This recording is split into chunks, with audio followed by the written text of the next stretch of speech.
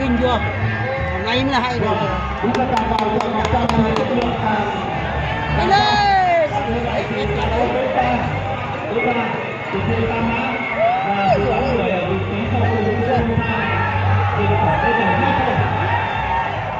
Vừa đi.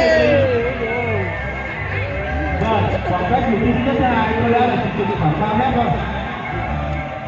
Vẫn là số 3 đang dẫn đầu. Ở lực lượng thứ này, lực lượng chung kết này thì các bạn là với cự ly 1.500 mét, 1.500 mét. Vâng, số 72 đang thẳng dẫn đầu, đó là 85 và 92. Đây là trong đó tuy nhiên là khoảng cách không xa, rất có thể sẽ có thời gian này sẽ diễn ra. Ôi rồi, đã chạy nhanh chưa?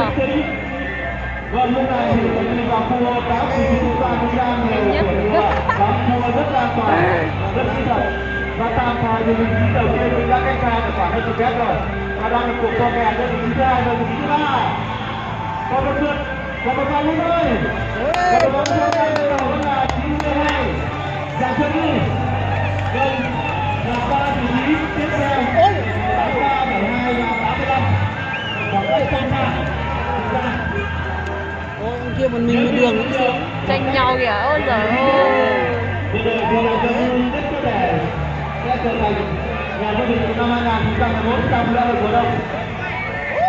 Và lúc này chúng tôi thấy rất nhiều phóng viên cũng đã đang chuẩn bị ghi lại cái hình ảnh. Đây là ngày mai nữa. Hết sức quan trọng này. Vâng.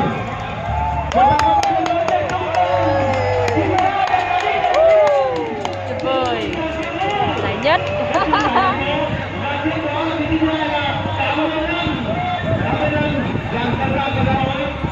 Anh đã trở thành vô địch năm nay đã về Chí Nhi rồi và Hết rồi. Ba vòng là như vậy là nhà vua chung kết cũng đã thành công và rất an toàn, rất an toàn. May quá. Xin mời quý vị và các bạn chúng ta sẽ cùng